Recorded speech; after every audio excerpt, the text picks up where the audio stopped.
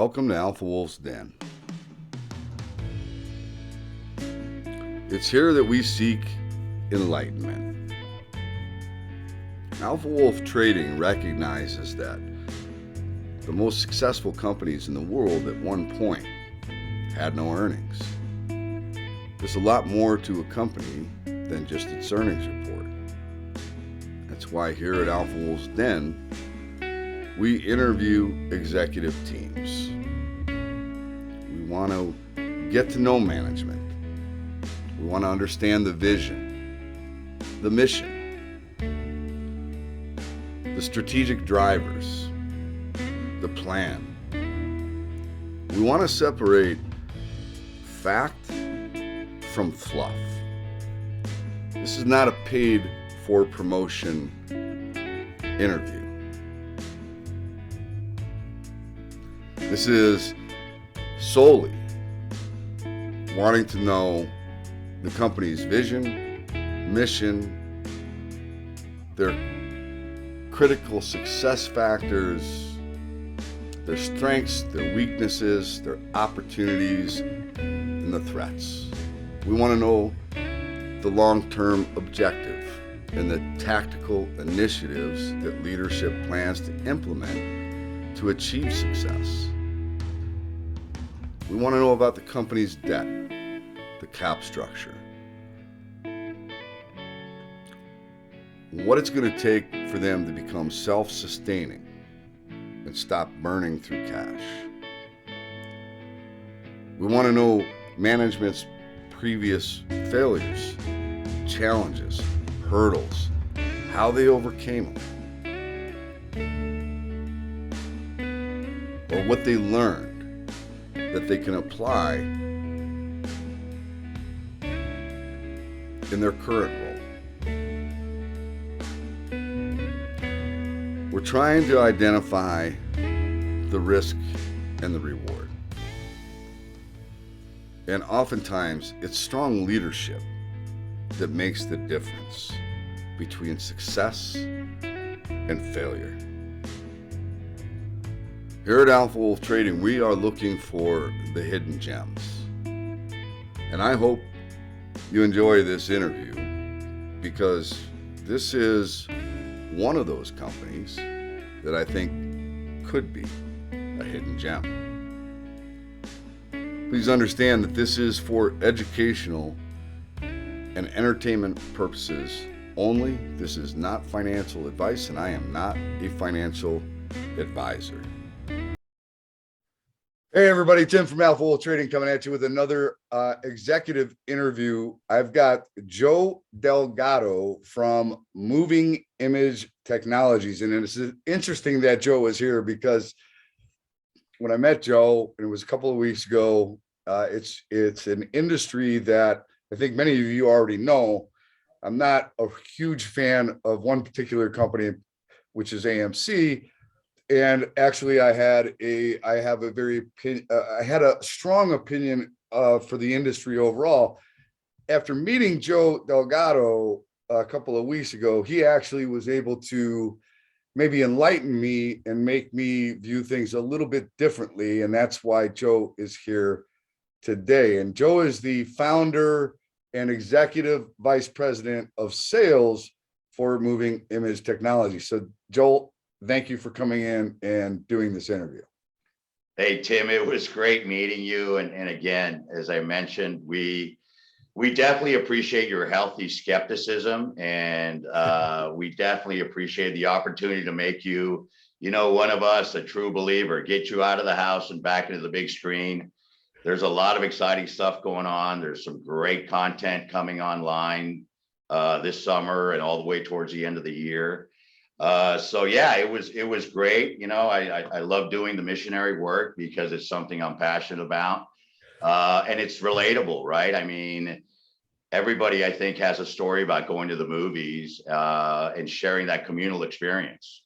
Yeah. So before we get into that, so my feeling has been, I mean, look, the movie theater business in general is a tough business. Right. And I'm talking from the theater standpoint. And what is what has been my position is that it's very capital intensive, right? A lot of real estate there because of the size of these complexes. The challenges with streaming, and now, you know, some of the studios delivering directly to the home at the time of release, right?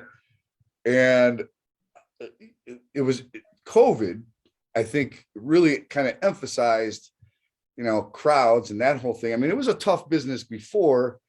I think it got tougher after COVID. And then the other thing is too, they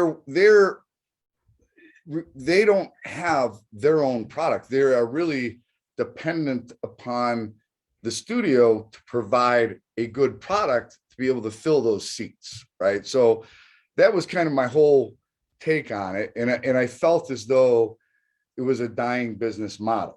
And I think what you made me understand is that it's not dying because people still want to get out of the home and have an out of the home experience, but it is changing, right? I mean, these massive complexes that have 14 or 15 or 25 screens, I think that is shrinking. Is that accurate? Oh, well, again, that was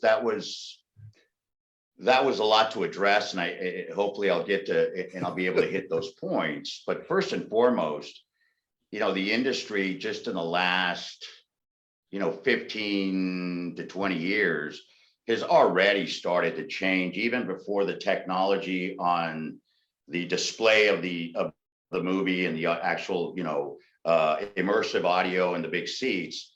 You saw that the big footprint megaplex was receding, right? Originally back in the mid 90s to early aughts, the prevailing wisdom was that more screens, more seats, more tickets. What the industry found was, and again, counterintuitive, was that less screens, fewer seats with more amenities, and maybe a little bit more CapEx investment up front, but again, smaller footprint. So your overall construction costs came down and you were able to mitigate those costs. What you ended up seeing was greater box office. People were flocking to the theaters, and now they were coming in to an environment that had all the amenities in one place. You had the full bar, you had the full restaurants, you had delivery at your seats, as opposed to the old model of dinner and show, right? Right. Now you were captured and you were retained, which is an incredibly important metric for a retail cinema exhibitor. Retention, get you in and get you to keep coming back. And by the way, spend a lot of money with me. Technology is a byproduct of that per cap spend. We love the food and beverage guys. That's where they make the money. They spend it with me, right? To keep you immersed in that story. That's what we do. We offer the technology to immerse you in that story. So once you're in there, you're in it, right? Which is something that you just don't get in the home. And I don't care how good your home cinema is, you're always going to be in an environment that is non-communal and subject to interruptions. Whereas when you have invested to go out of the home, psychologically, from a temporal standpoint, you're invested in sitting there and watching that movie with your partner, your friend, your wife, you know, and the people around you. It's experiential is I guess for lack of a better word. Okay. And that's relative. That means a lot. Oh, absolutely. And I think that some of the other points that you were making to me was it's not just about the movies anymore. Now that you're kind of starting to get into other other content delivery, other experiences within the facility. When you build these beautiful facilities, right, and they could have attendant to them, they could have bowling alleys, they could have, you know, various other forms of entertainment within the facility. But what we're working towards now is maximizing the technology for the greatest efficiency of that facility. When you walk into that building, what else, when you're off, maybe, you know, when it's not Thursday, Friday, Saturday, Sunday night, you know, and it's maybe earlier in the day, what can you use that facility for? We have several tools that allow us, and several programs and initiatives that are allowing us to have our clients better utilize those buildings. You know, esports and e-gaming is a great example. And while gaming and esports is this massive worldwide industry, right, it has always eluded commercial cinema because of the disparate components, right? The leagues, the publishers and studios, the pros, the players, the social media influencers, the Twitchers. The ecosystem was massive. And so getting and finding somebody that we could partner with that could consolidate and make it not just a technology, which we provide, but get a complete deliverable and present it to the commercial cinema exhibitor. That was something we've been working on for about 3 years. And we finally showed it in Las Vegas back in April. And it was a huge success. I mean, it was just greeted with tremendous enthusiasm. So we're really excited about that. And what I tell people about esports and e-gaming is that we've always been in it as cinema people. We just used to call them arcades. So again, this is yet another transition that the industry is going and moving towards, right? Right. And you also brought up, I think ballet or, opera. I mean, there's all kinds of different. Oh yeah. The alternative content model has worked pretty successfully, right? And it's funny, one of the biggest draws outside of cinema has been the fine arts. The Met, is one of the big draws. And these are productions that are not live. They're in a can, as we call them, the digital can, and they're just shown, right? The Metropolitan, ballet, the New York ballet. Don't make me quote the ones, but they tend to float in the fine arts category, of which I am not a big patron of. I don't pretend to be that guy, but as long as we've got the technology to deliver that, it expands the community of folks that go to your cinema. And again, the aim is to retain them and keep them coming back. Right. All right. So let me back up a little bit here. So give us some background on who Joe Delgado is. I mean, how did you wind up here in this industry? And, just give me some background on your work history. And again, talk about counterintuitive. I started my career in high tech, high-end video, professional audio with JVC. JVC, who is now, not the same company, but back in the 70s and 80s and 90s was massive. Part of the Matsushita family, right? The inventors of VHS, the cassette, metal cassette. I mean, we were huge in technology. I believe she went by Aunt Betsy, was a headhunter. She found me, she got my name, and she asked me if I wanted to be in show business. I think I told you and Madge the story. And I said, well, who doesn't want to be in show business? Well, when I went to interview with a company called Christie, who, while well known in the cinema industry, was not a very big company at the time. I think they were maybe doing like $4 million a year. And it was all analog film systems that delivered the image onto the screen. Not very high techy, but it was intriguing. So I went from high tech to lower tech, electromechanical, analog, and then full circle, some 15 years later, ended back up going into the technology space when we founded Moving Image Technologies, and the prospect of going from analog into a completely 100% digital format on presentation and audio. Okay. That's the Reader's Digest version, right? Right. So, and let's talk about, so when, I mean, it used to be when the studios were, they would ship out the Oh yeah, the yeah. You would reels literally in a can, right? yeah, yeah. That You was would how it, literally ship out, and you've seen them hundreds of times, probably in the background of a movie or something where they show a cinema. About 2,000 reels, 2,000 foot reels, right, in these cans, and you literally had to put those together to form about 6,000 feet for an average 2-hour movie plus trailers.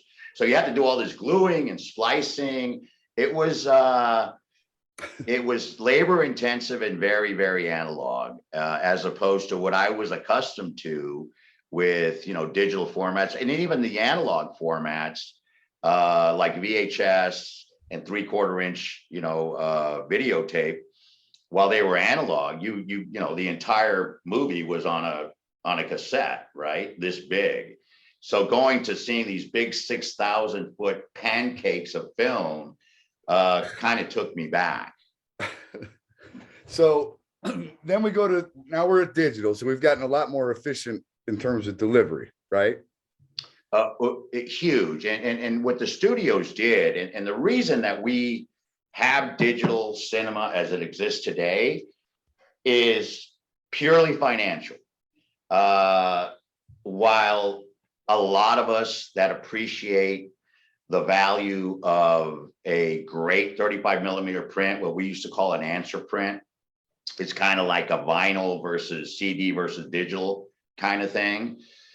At the end of the day, digital was going to be better. When we first started the process of going digital, video wasn't quite as good as analog film, but the roadmap was there, right? Texas Instruments was instrumental in getting that off the ground with DLP technology, digital light phase, a micro mirror device, MMDs. And they showed us the roadmap going from 1280 resolution to 2K resolution to 4K resolution. So when the initial digital cinema projectors were out there, they were good. They weren't great. Now they're great.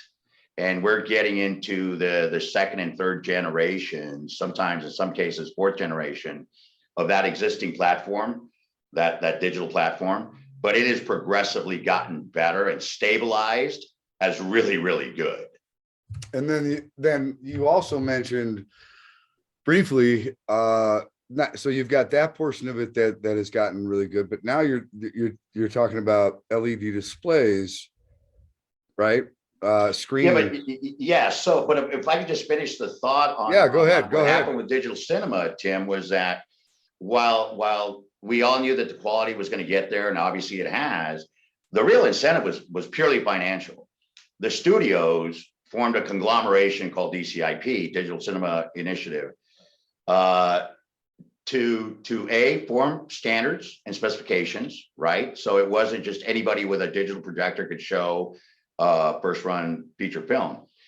What they did was they formed this conglomerate and devised a financial scheme whereby they would finance the replacement of traditional analog with more expensive digital projectors.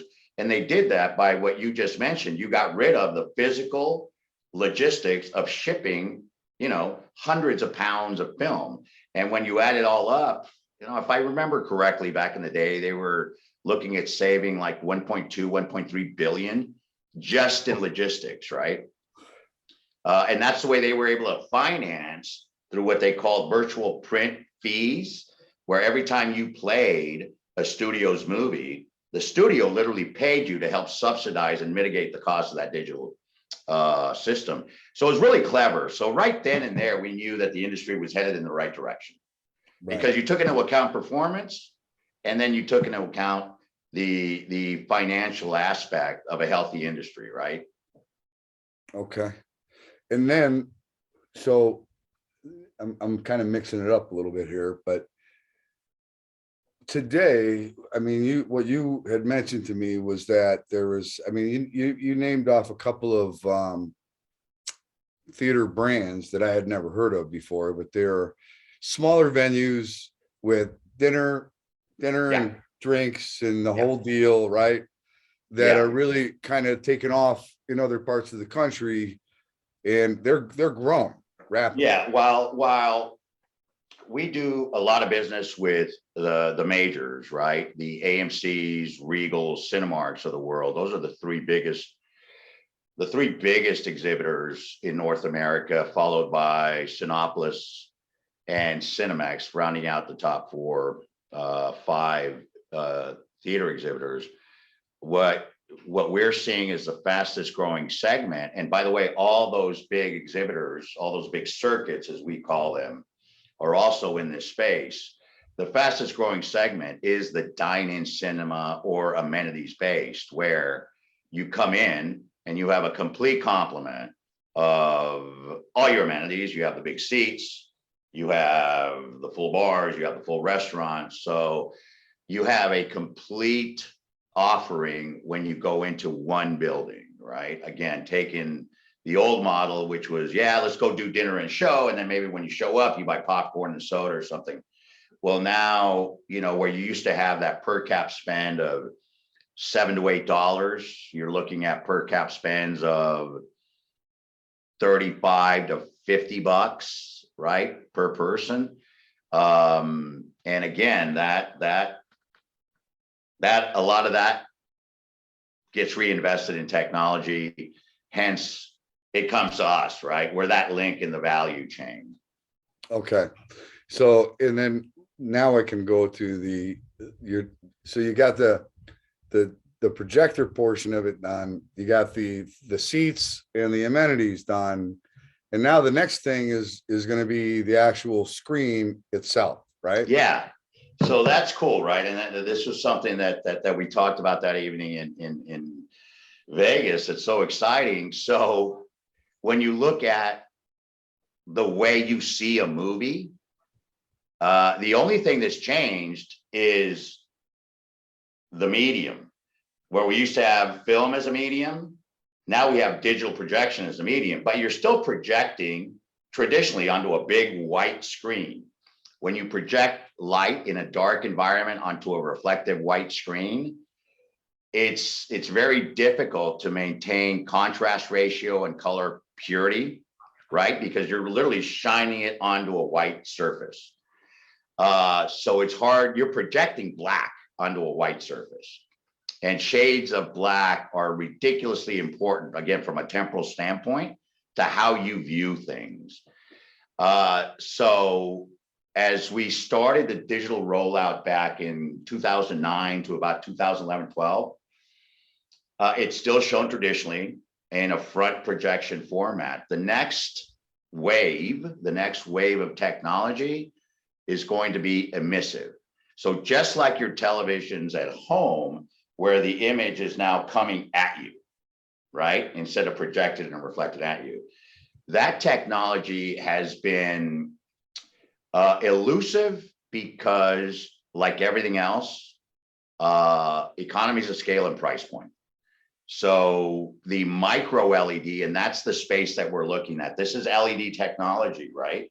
So think about the big, when you're in Vegas, the big signage on the strip, that's LED, but they're big LEDs, massive. And all they care about is emitting a ton of light so that the message carries when the sun is, 115 degrees. We don't need that much light because we're in a relatively darker environment. But what we do need is much, much smaller LED pitches. So you get the clarity, the definition, and really important to the creatives that actually do the filmmaking is that contrast, that level of blacks. So now you're going from projecting black on a white screen to having true black. So when that LED is off, it's black. And so now your gradations of black impact the entire composition of that story you're watching. I mean, I hope I'm not getting a little too Rembrandt-y or artsy, but it makes a difference. And it's huge. It's a massive difference when you're actually experiencing something on a 48-foot direct view LED screen. Well, I'll take this opportunity to pat ourselves on the back a little bit, because the guys that work here, they're pretty good. I mean, when we started the company back in 2003, our commitment was, you're passionate, and if you're good at what you do, you kind of have a home here, and that was kind of the founding of this company. And we're still with the same guys, and what they've managed to do is get us to this point now where we're looking at that next generation of display technology. And we hold the distinction of being the only company in the world that's installed the 3 major DCI approved brands of direct view LED: Sony, Samsung, and we're just now in the process of doing an LG right here about 15 miles in Buena Park. That's the next wave. That's the next wave. Oh yeah, and it's spectacular when you see what those images look like. It's breathtaking. All right, so let's talk about the actual company, right? So how many shares do you have outstanding, fully diluted? Do you know? Brian? I believe Brian's there somewhere. I believe it's about 11.5. 11.5 million? Yeah. Okay. Which is very tiny, right? And then how is the company positioned with cash? I mean, how are you guys on cash right now? We're in great shape. I think on hand we've got close to 11 million, and we're basically that's more or less what we raised, and we're operating with cash flow out of the operations budget. Oh, you actually have positive cash flow. Oh yeah, no, we've been, we're in great shape from that standpoint, and we've got no debt. Again, those were some of the metrics. Wait. Oh, I'm sorry. What was that you said? You got no what? We have no debt. Oh, no debt. See, these are all things so we've got a very small outstanding share count. You've got no debt, and you're cash flow positive. Yeah. Those are 3 elements that are very important to me as an investor, right? So then the other thing I would want to know is, okay, what's the total addressable market for what you provide? It really depends on what and how quickly we get to executing the strategies that we have published. We feel that the cinema space itself worldwide is, it averages between, on a reusable technology basis, about 1.5, 1.7 billion. But when you look at what we're doing with respect to expanding our international footprint in cinema, and then what we'd like to do in out-of-home entertainment on the sports side with arenas and sports, and we touched on that as well, and we can get into that further. We feel that's going to be a real catalyst for growth with our Caddy product. Caddy was an acquisition that we made early on, just before the IPO. Okay. And that is a very ubiquitous product that has tremendous upside potential for a technology refresh and a real opportunity for disruption globally. All right, and so give me a little bit of detail on that. So let me tell you a little bit about Caddy, Tim, to refresh your memory. If you go to most, and by most, it's about 80% of the major league arenas and stadiums. And by major leagues, I mean all of them: the NFL, the NBA, Major League Baseball, and NHL. Not to mention a lot of the AAA, AA baseball clubs. You will find when you sit at your seat, when you put down your beverage, that cup holder, that's a Caddy product. We make that. We own the tools for that. We own the patents for that. And we have about 80% market share. So that in and by itself is a good little company. but the way we're looking at this is more of a touch point or an interface, as arenas and stadiums do kind of what we're doing, right? They want more of an amenities or even an interface with their fan base. There is no greater touch point than that caddy product. So the strategy, and as much as I can speak to about it now, is having technologies, disruptive technologies, that will address that and give you a whole suite of tools to interact and interface with your client base like you just haven't been able to before. So it's hard to put a number on what that opportunity is, but it's pretty good. But there's a whole bunch of those cup holders. There's millions and millions of those. Yeah, I mean, and they're ubiquitous. I mean, while it's something that you don't think about, it is something that if you're at a ball game, you're literally going to interact with that. Depending on how many beers you have, 6, 7, 8, 10, 15 times. Right. And I mean, I don't know what your product is, but I've got some ideas that are popping in my head. Really, I mean, I can just, because I know that there's a lot of companies out there, and I'm thinking of one called Game On, which is interactive, very, so when you're watching a sporting event, like literally, let's say it's a football game, are they going to run it into the end zone, or are they going to do a pass? Yeah, look, I mean, and again, we can't get into much detail about it, but at the end of the day, the difference between cinema and going to a live sporting event is 180 degrees. You go into a cinema, you sit there, you laugh when you're supposed to, you cry when you're supposed to, but for the most part, keep it down, right? Right. While the action's taking place on the screen. It's just the opposite at a live event. And it could be a concert, it could be anything, right? You're encouraged to interact. Engage. Right. What I can tell you, Tim, is we're excited about that particular roadmap. Yeah, and that makes a lot of sense to me, right? That makes a lot of sense to me. So when is, I mean, how close are you to having a finalized product that you can really talk about? We're looking at next year, right? Our fiscal is July 1.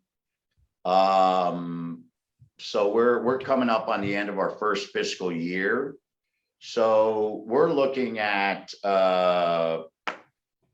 doing something in the next 12 to 18 months, if not sooner, depending on where we're at in some of the certain technologies that are required for a real deliverable. Okay. But because we have the leverage of Caddy and we have some relationships already in play, I think we're going to be able to hit some of these benchmarks sooner rather than later. Okay. I mean, I truly believe that. And the other thing about Caddy is that that's an organic company to us, right? The Caddy product started in 1987 in cinemas, and it was owned by, my biggest investor, Phil Rafson, who's our CEO. He owned Caddy, and then he sold it, and subsequently the company that bought it went bankrupt. He bought it back, right? And he had a partner outside of Moving Image Technologies. That partner bought Phil out completely. Unfortunately, he passed away.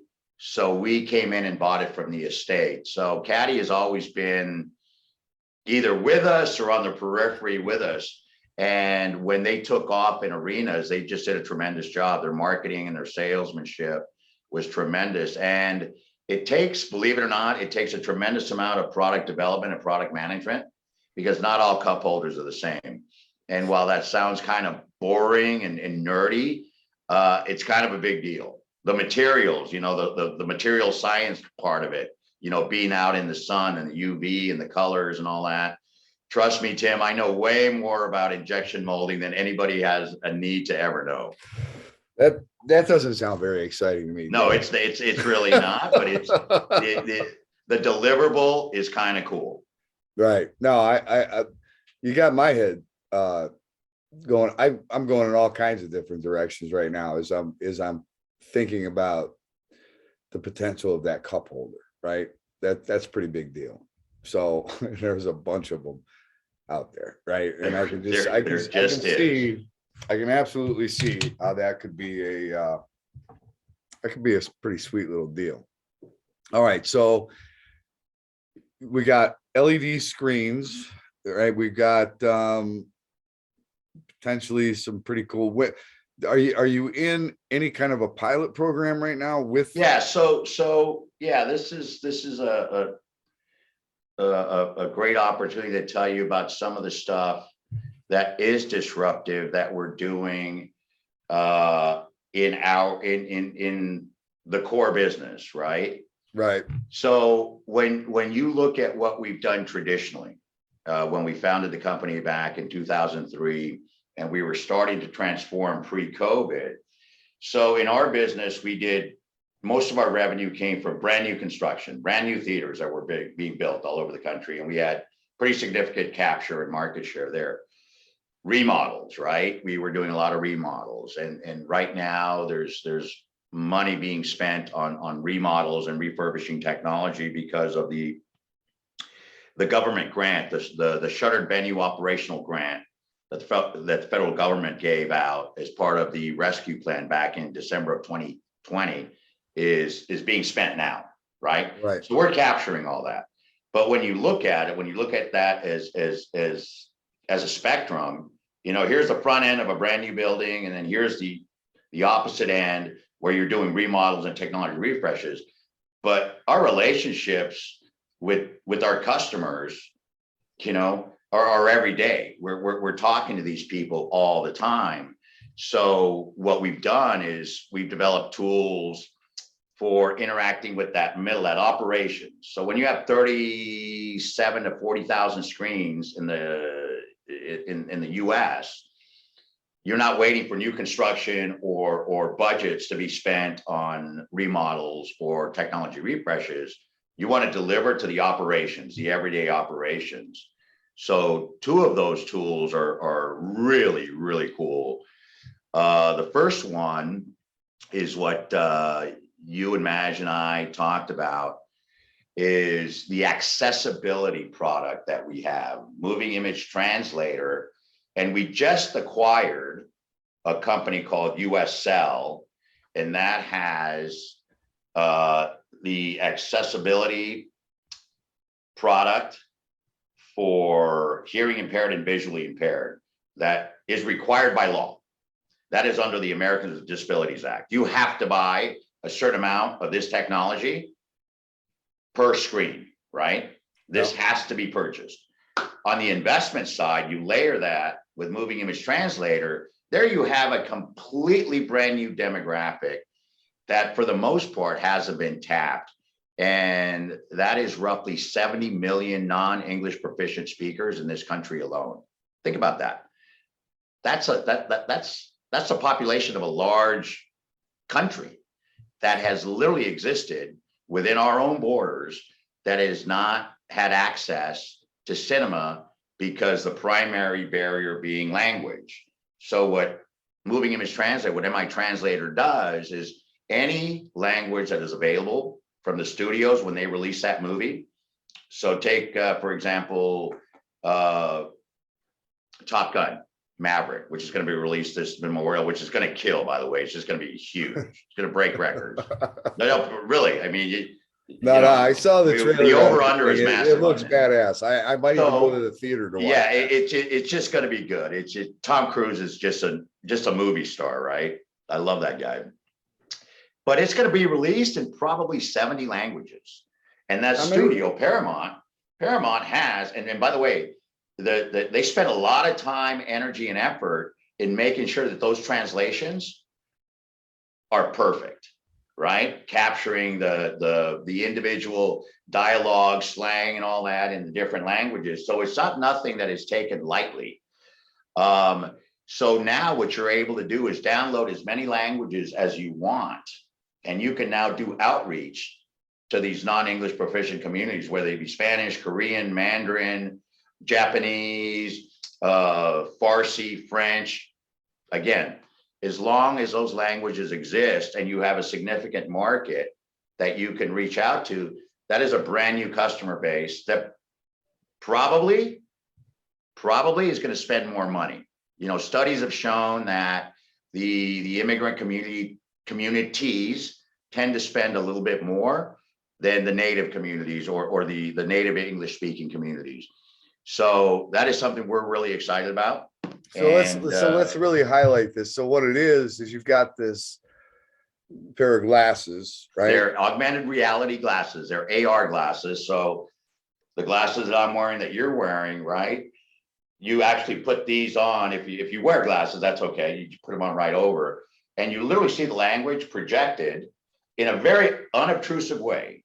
So two things happen. A, you're looking at the movie with everybody else, right? You're hearing it like with everybody else. You don't have anything in front of you like, you know, this that's in an articulating arm and that's emitting light, and it's obtrusive.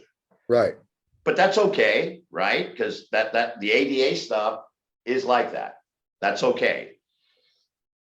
On the image translator, if you go that next step, now you can have somebody literally sitting next to a Spanish speaker, on the other side of you, a Mandarin speaker, and anywhere in the auditorium, you can have as many languages as you want. You're all watching the exact same image on the screen, and your language is being projected in very clear, dynamic lettering or text onto it, and you're enjoying it with everybody else. The image is so good that you can actually project text and sign language avatars. So this is what I tell people: we're Americans, we won't be out-regulated. There are already countries that mandate a sign language avatar, either on the screen or some way, whether on a handheld device or through this particular technology we're talking about. So right now, we're the only deliverable that accomplishes and ticks all those boxes. Now, would this be something that I would rent from the theater, or would this be something I just buy myself and you download the languages? It is completely, again, we try to make these tools as user-friendly for the client, the exhibitor, right? And let them make their operational decisions. So they could buy the hardware, because the AR glasses and the translation, that has no jurisdictional impediments. In other words, it could be app-based and you can have your own glasses, right? Or they can be provided at the theater location with the language pre-programmed based on what you've done. So whether you upcharge, that's up to the exhibitor, that's his own. But from our standpoint, from a SaaS-based or a licensing standpoint, you know, our revenue is derived from providing that tool, and it could be on a use basis, a facilities basis. There's different ways to monetize that, and we don't want to, encumber the exhibitor from delivering that to the ticket buyer. Right. All right. So you just brought up the fact that SaaS based, right? Which is one of my favorite business models. Mine too. Right. Recurring revenue, very not lumpy, very consistent, right? Which is kind of exciting for me, right? Because it's not just hardware is great, but hardware is typically a one-time sale, and and Tim, that's what we recognized, even pre-IPO, is that there's, as a technology integrator, we were leaving a lot of opportunities on the table, not being in the operations side of our customers' business. So that leads us to the second platform, which is the CineQC platform, which is some hardware, but primarily software, SaaS-based, right? Mm-hmm. And that is a quality assurance platform and an operations management platform. So, this is where everybody that owns theaters has a policy: clean bathrooms, clean hallways, vacuum the seats, make sure that the image is in focus, make sure the picture is clean, make sure everything's, right. Well, while those policies are existent, you don't really know that they're being executed. CineQC's hook, like the AR glasses on MI Translator, the technology hook for CineQC is what's called NFC, or near field communication. So within that building, within that facility, you have placed NFC tags throughout the building, and each tag is geographically coded to that space. So if you have a tag in auditorium 1, when you walk in, the usher or the assistant manager before the movie starts taps his tablet on the NFC tag somewhere in the auditorium, the checklist comes up. And in real time now, operations knows, as he goes down the checklist, the image is in focus, the audio is hot, the HVAC is working, everything is good, right? So he can walk out, go down a hallway, and he recognizes a spill in the hallway. He goes to the nearest NFC tag that's quoted for things like that.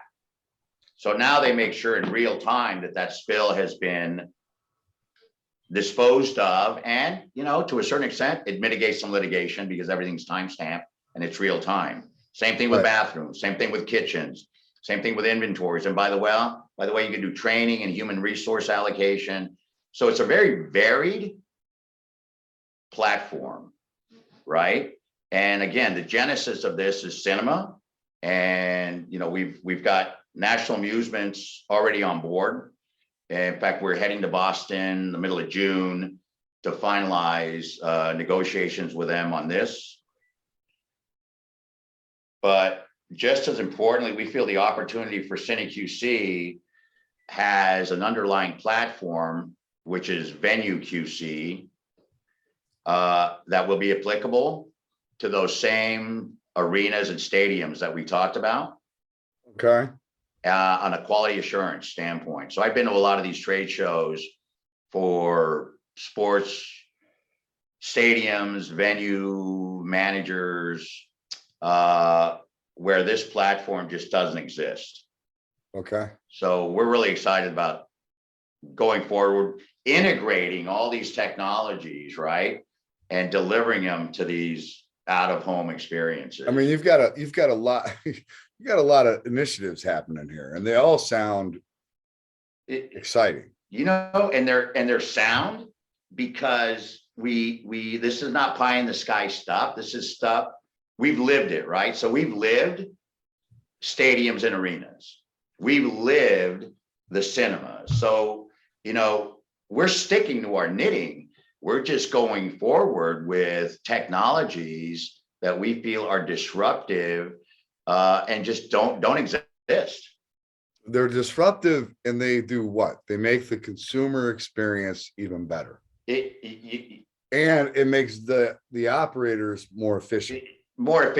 And revenue, generates revenue. When you're talking about, benchmarking efficiencies that we learned during COVID, right? I mean, in order to just get by, it was a brutal way to learn it. But right? I mean, trust me, I would have rather have learned it in a much longer time frame, but it was compressed.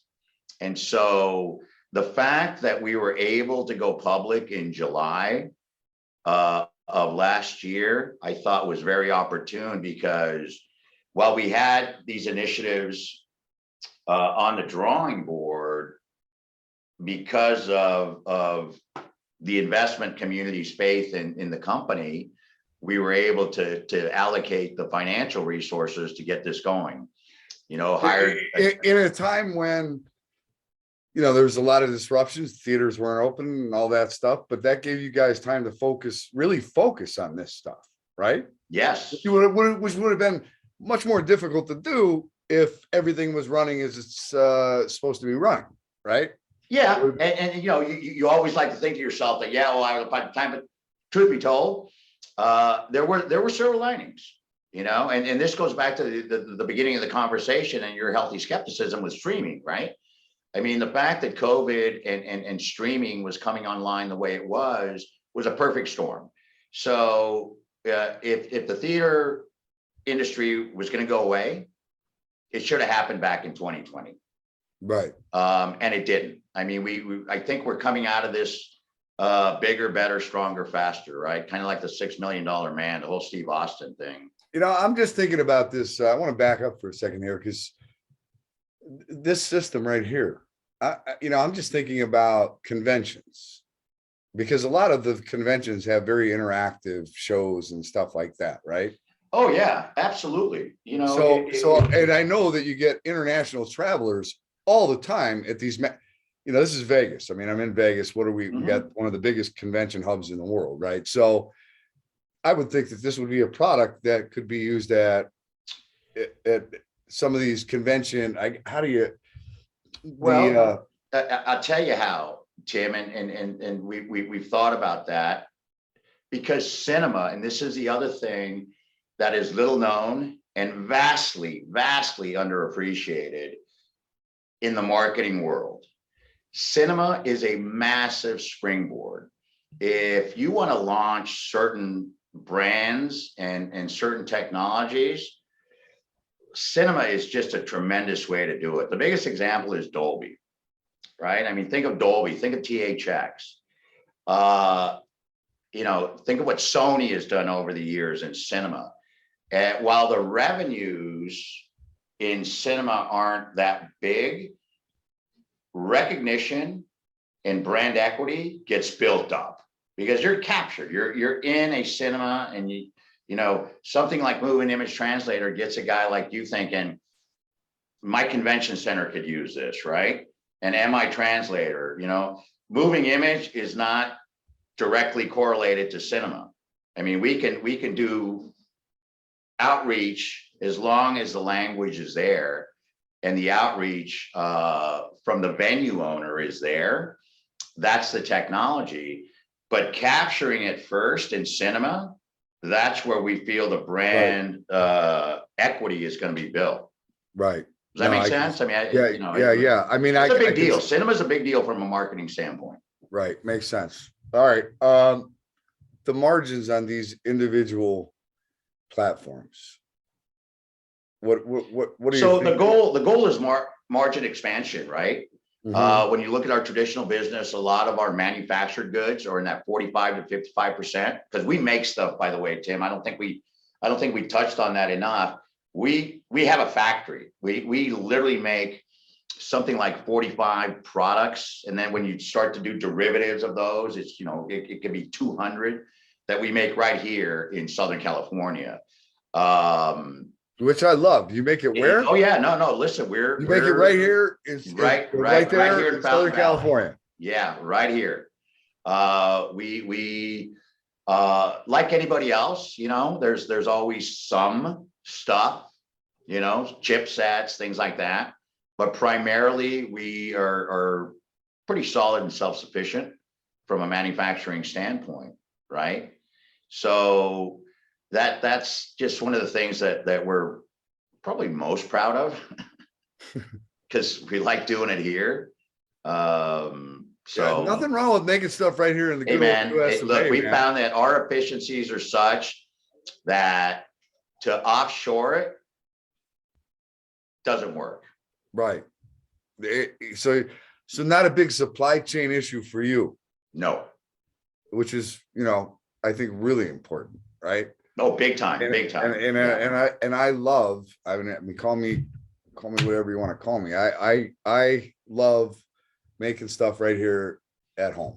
Yeah, the caddy stuff, all made. We own all the tools. We own the patents. Our molder is in Lansing, Michigan, right? So all this stuff is made in America. Yeah, I love that. Okay. So you're making it difficult on me, Joe, to not like this company. Yeah, well, it's supposed to be Brian's job. I mean, I think Brian's gonna pay me like $4 an hour for these interviews, okay? And I asked for a raise. So all right, let's talk about the sandbox, because I think we kind of glazed over that one real quick. Let's explain sandbox to me. So again, Sandbox is part of the JV that we're doing with those guys, because again, there's always been an impetus to get gaming and esports into cinema. Again, we've always been in the gaming. It was just arcades. This is the next level where it's participatory, right? Where you have leagues and you have folks watching other folks play. So when you look at, in theory, it makes sense. In practice, it's more complicated because, again, you have all these disparate parts. You have the game, you have the publishers, you have the technology, the console manufacturers, you have the social media components, you have the influencers, right? And the idea is to wrangle as many of those cats and put it together as one deliverable. So Sandbox is the company, and we're the sole exclusive integrator for them, right? So they come in and what we call in the cinema business, four-walling it. So Tim Weintraub Cinemas, your theater in Vegas, you want to do a deal, you sign up with Sandbox, we deliver it all to you, and then you four-wall. So you have a space, right? Whether it's an auditorium or maybe it's purpose-built, but you're hands off, right? Now you just collect money. And the idea for you is that now you're getting folks in there that are going to spend money at your food and beverage part of the building, right? And that's ultimately, cinema is going to see a good movie, have a drink and eat something. That's it. That's fundamentally, that's what it breaks down to. All the other stuff we do is to make that experience better. And so getting gamers to come into your facility off peak hours, right?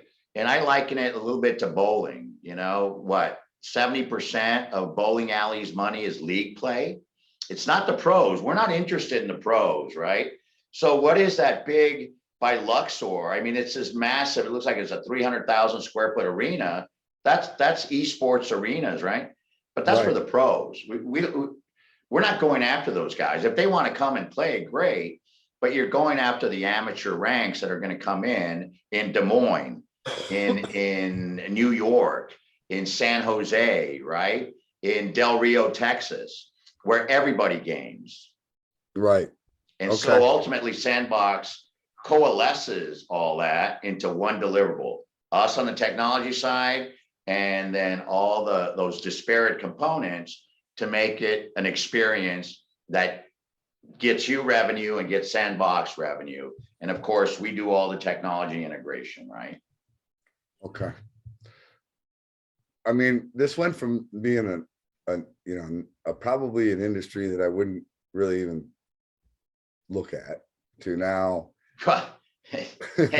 And I tell you, to your credit, Tim, I offered you like 6 times if you wanted a drink. So you were sober throughout that entire first meeting at 10 o'clock in Vegas. Okay. So much to your credit, you've done this completely without loose juice.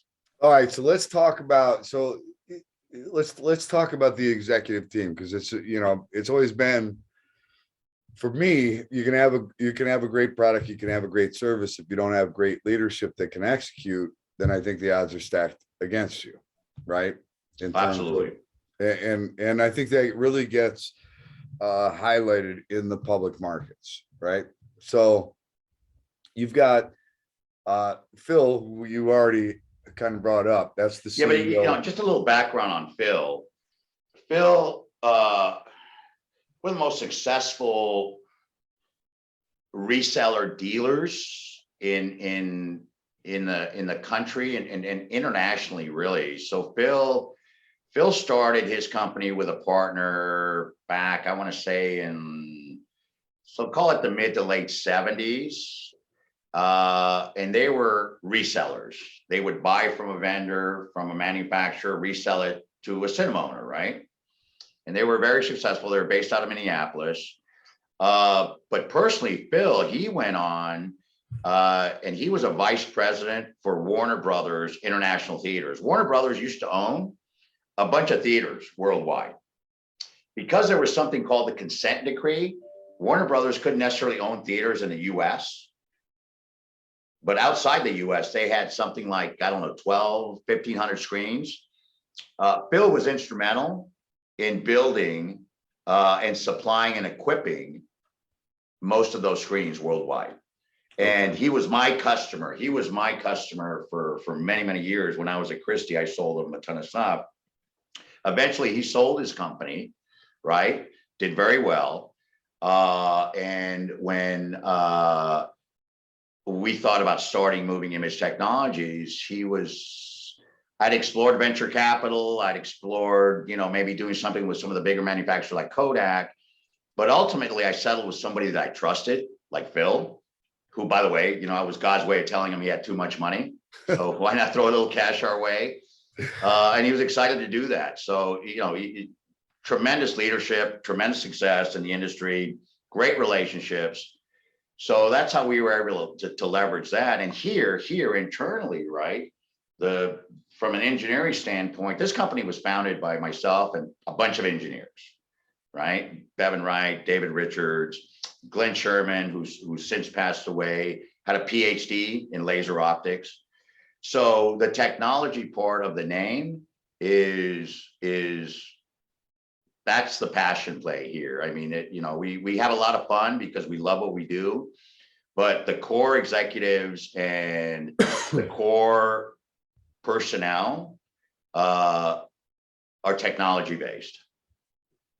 Okay. Where Phil and I tend to be, on the business side, and subsequently we've hired, some great people as well. Okay. So let me ask you this, or actually what we're going to do now is usually the least favorite part for anybody that does an interview with me. We're going to talk about your chart, which is not pretty, right?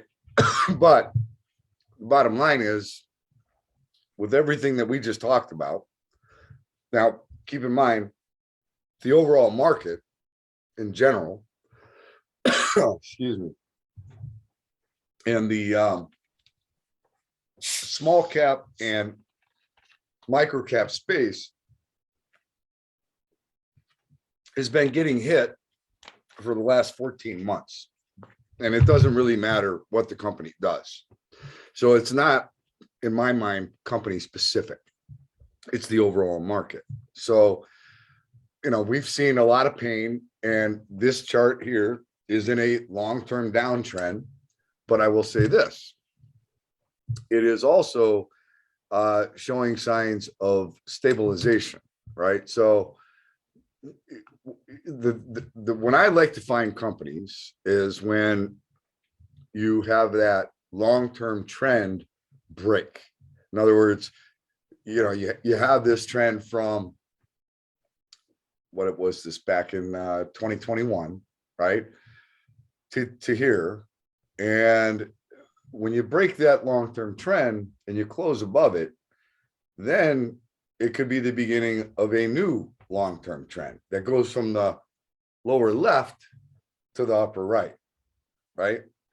And what I'm looking at is you've got not just one, you've got several catalysts that are sitting in front of you guys, right?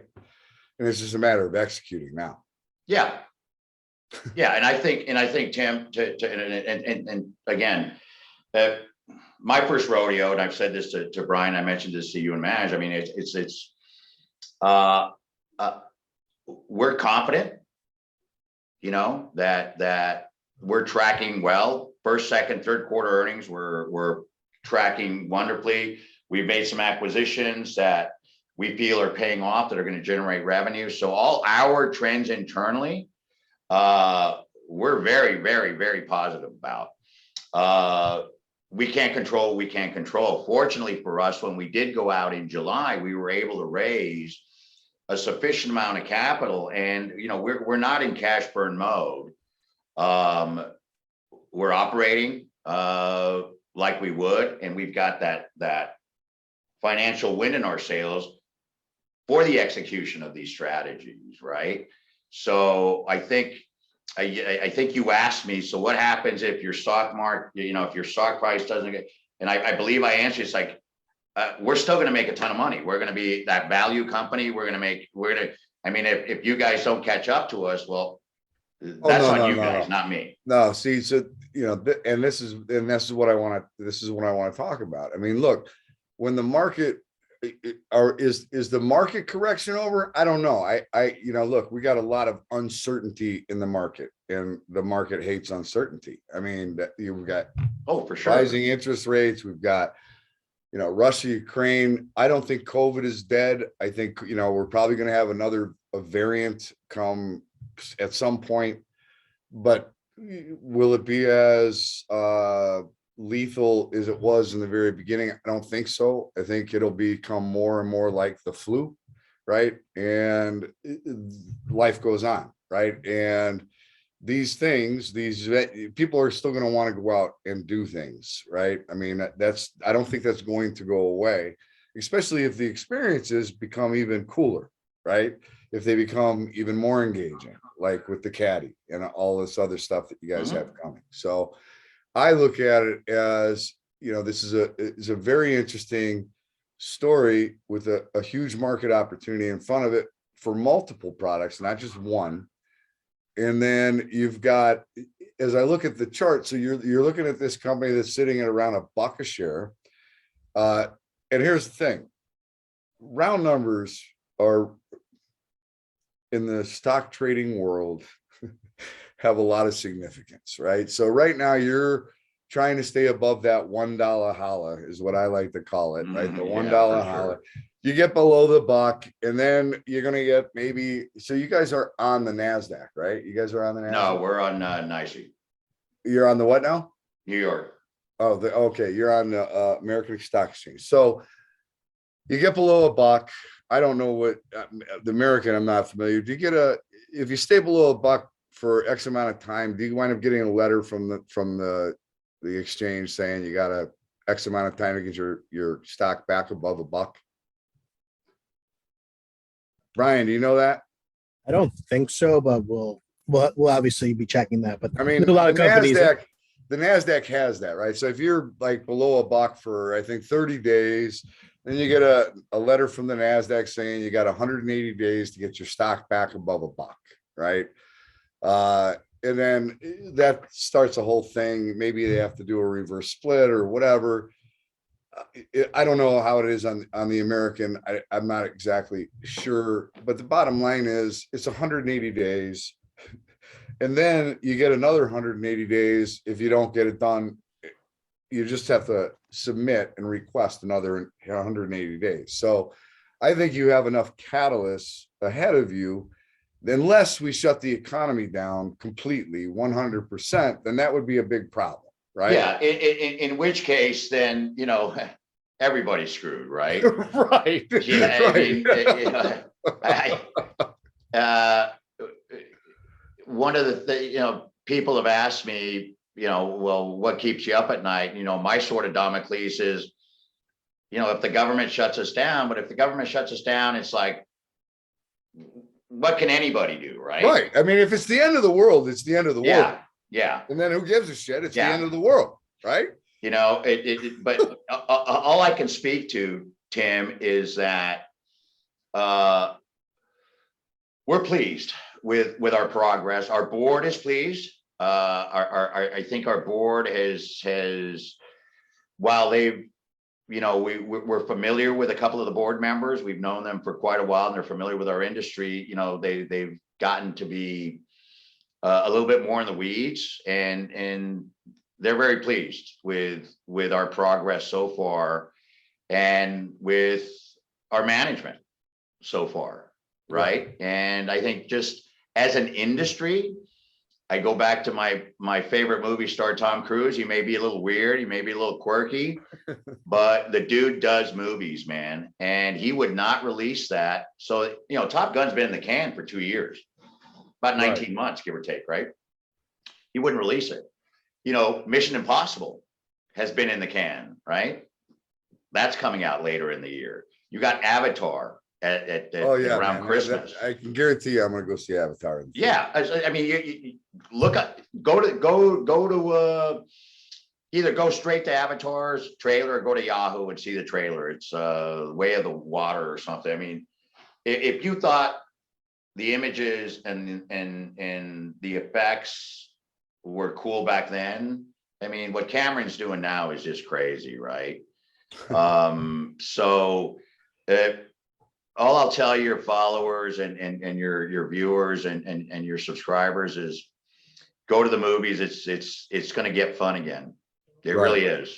I mean, not just the movies, sporting events. I mean, there's sporting events are just going to be.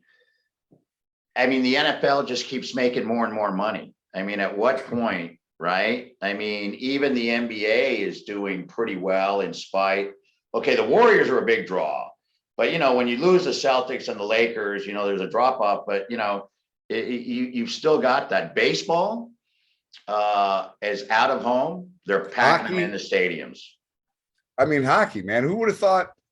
Hockey in Vegas. Who would have thought that? Vegas. Right. Right. I mean, the Golden Knights. Right. I mean, listen, everybody kind of thought that was a little wacky.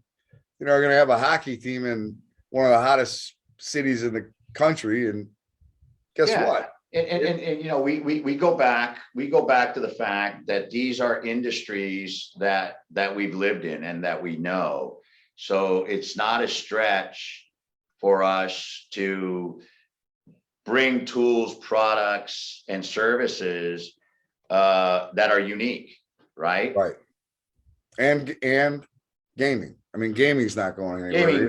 Gaming's big. And again, even that is organic because, again, we've always been in the gaming business. I mean, gaming is just nothing more than, a couple of kids at the arcade interacting with them. Now one kid could be in Vegas and the other kid could be in South Korea. All right. So listen, this $1 area is a little battleground right now. You can see where there's some support here on the chart, right about $1.06 or so. It actually kind of came down and pierced that today, and then wound up closing back above it. It pierced it and actually closed back above it. You had a nice little 5-day run here. Bottom line is, it's a pretty thinly traded stock, which isn't surprising because of the low amount of shares outstanding. The float, right? Yeah. Right. Yeah, and the float. Insider participation in terms of buying shares in the open market I didn't look to see if there has been any, but has there been any insider participation in the open market at these levels? So, Brian, you tell me. I'm not sure what I can say and can't say with respect to that. Yeah. So there was an insider buy last week. The Form 4 should be filed already, if not soon. And I obviously can't comment. No. I hold on a second. I'm gonna look something up here real quick. Yeah, and I'll find it myself here. I should have done this. Yeah, MITQ.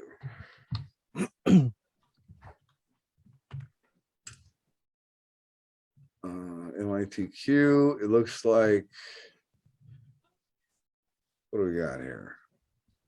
Executive Vice President, right? Evan Wright. Yep. Yeah, he's one of my OG co-founders. Okay, and it looks like he just bought some at $1.25, 10,000 shares, right? Yep.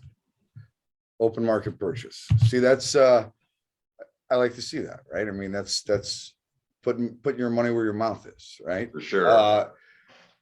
So look, I think, and I'm not telling anybody to buy the stock. That's not what I do. I'm not a financial advisor. What I will say is this: you heard the story. You've gotten a feel for Joe, and I think these guys have a plan. They have a vision, and they're executing. So if you don't want to buy it today, even though I think this is probably a pretty attractive level to start dipping your toe, put it on your radar is what I'm suggesting, right?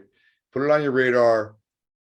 Sign up right above me here. I have the investor email alerts. You can go to that site and sign up and have any news releases, SEC filings sent directly to your email so that you can keep following the company and see what developments are coming out, right? I mean, this is probably not a really well-known name today. I think at some point could become a very well-known name, right? So this is the kind of company that I like to find. I like to find them early, right? You can go and buy Microsoft and Apple and Tesla and all these other ones, but those are companies that have already had their massive meteoric rise. I would say you're more towards the top end on those than you are towards the bottom end. I like to buy things when they're at the bottom end and getting ready to go on that meteoric rise, right? Because those are the ones that are going to pay, 10 baggers, 12 baggers, 50 baggers. I don't know, whatever. This is when you find them. And you find them in this type of market, right? Because companies are not being valued properly when everybody's freaking out. That's just not how it works. When there's panic, when there's, fear and blood in the streets, that's when you find deals. And that's when you find things on sale. And the way you figure it out is you learn the story, and you learn the story from who? The guys that are leading the charge. And that's what this is all about, right? So MITQ is the ticker symbol, right? Put it on your radar. That's all I'm suggesting, and follow the story. Joe, I want to thank you for taking the time to come in and do this. What I would like to do is when you have maybe it's the caddy product that you're actually rolling out, or something significant that you feel as though is a meaningful event, come back and we'll do a follow-up. It would be my pleasure, Tim, and it's been great. We appreciate your time and your open-mindedness from our very first conversation, because you came in kind of hard, Tim. You came in kind of hard, buddy. Well, look, I'm going to tell you right now, I haven't changed my mind about a certain company. I still don't like that company. All right. I still don't. I mean, nothing's going to change my mind on that. But, there's a whole other big market out there. It really is. Yeah. And I get it. And you've got some exciting products coming, and I'm excited for your future. I mean, I really am. I'm glad I came across you guys. I might have to buy Maj a drink or something, or take him to dinner now, which really sucks. But anyway, no, we'll have you back. I really appreciate you taking the time. I'm going to turn this off. Don't go anywhere unless there's anything you feel as though I didn't cover. I think we covered just about everything, and thank all your viewers, thank all your subscribers. We appreciate you taking the time to listen to us. Okay, man. Hold on a second. I'm going to shut this off.